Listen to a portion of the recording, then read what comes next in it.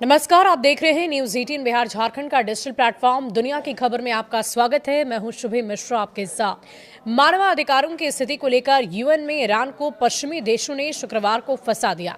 Iran के खिलाफ एक प्रस्ताव लाया गया। ईरान इस मुद्दे पर बुरी तरह फंस गया था। पश्चिमी देश और नाटो सदस्य जैसे अमेरिका, फ्रांस और दक्षिण कोरिया ईरान के खिलाफ थे। वे सख्त कार्रवाई चाहते थे, लेकिन भारत ने डंके की चोट पर ईरान का साथ दिया। भारत ने प्रस्ताव के खिलाफ वोट किया। ईरान और भारत की दोस्ती से दुनिया वाकिफ है। मुश्किल घड़ी में अक्सर भारत अपने दोस्तों का साथ देता है और इस बार भी कुछ ऐसा ही हुआ है।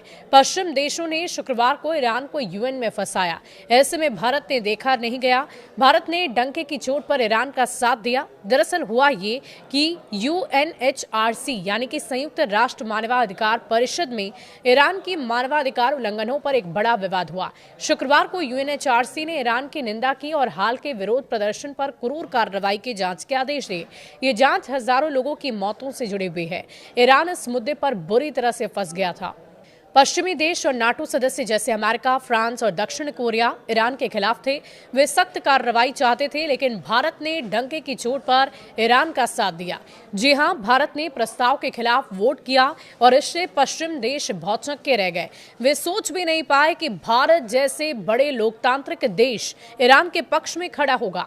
भारत का ये कदम ईरान के लिए मजबूत समर्थन था। भारत ने यह साफ कर दिया कि वो ईरान के आंतरिक मामलों में बाहरी हस्तक्षेप के खिलाफ है और इससे भारत की विदेश नीति की ताकत नजर आई, जो संतुलित और स्वतंत्र है। पश्चिमी देशों को लगा कि वे आसानी से ईरान को अलग थलग कर लेंगे, लेकिन भारत के वोट ने उनके प्लान पर पानी फेर दिया।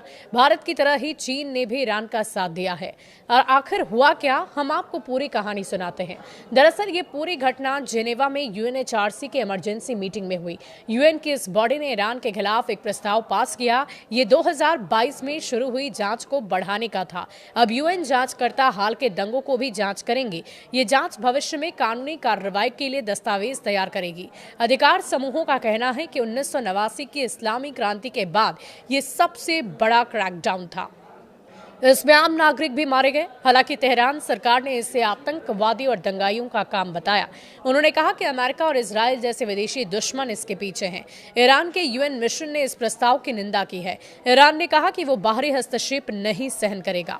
बैठक में क्या हुआ? चीन, पाकिस्तान, क्यूबा और इथियोपिया जैसे देशों ने बैठक की उपयोगिता पर सवाल खड़े किए।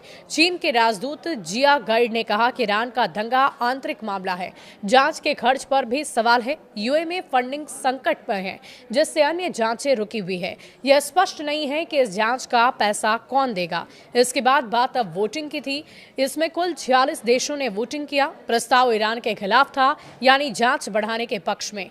ईरान के खिलाफ प्रस्ताव के पक्ष में 25 वोट पड़े और विपक्ष में 7.14 देशों ने वोटिंग से दूर रहने का फैसला लिया। ईरान के खिलाफ प्रस्ताव के पक्ष में कौन कौन से देश हैं?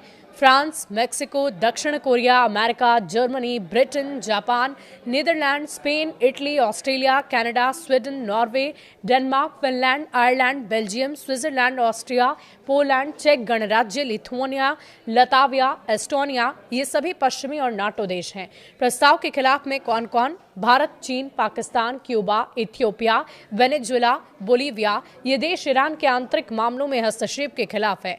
वोटिंग से दूर कौन कौन रहे? ब्राजील, अर्जेंटीना, इंडोनेशिया, मलेशिया, सऊदी अरब, संयुक्त अरब अमीरात, कतर, तुर्की, मिस्र, नाइजीरिया, दक्षिण अफ्रीका, बांग्लादेश, थाईलैंड, फिलीपींस। ये देश तटस्थ रहे, न पक्ष में न विरोध में।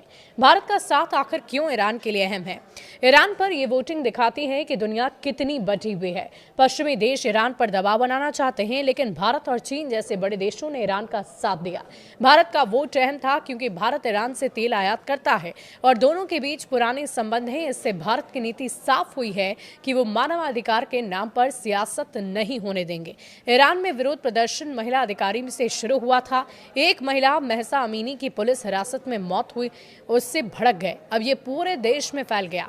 हजारों लोग गिरफ्तार हुए। महिलाएं हिजाब उतारकर विरोध कर रही है। सरकार ने इंटरनेट बंद कर दिया और बल का प्रयोग किया। अधिकार समूहों का कहना है कि मौतों की संख्या और बढ़ सकती है। बहरहाल यूएन की जांच से सच्चाई सामने आएगी, लेकिन ईरान इसे मानने से फिलहाल इनकार कर रहा है। आपका क्या कहना है इस पूरी खबर पर? कमेंट सेक्शन में लिखकर जरूर बताइएगा। शुक्रिया।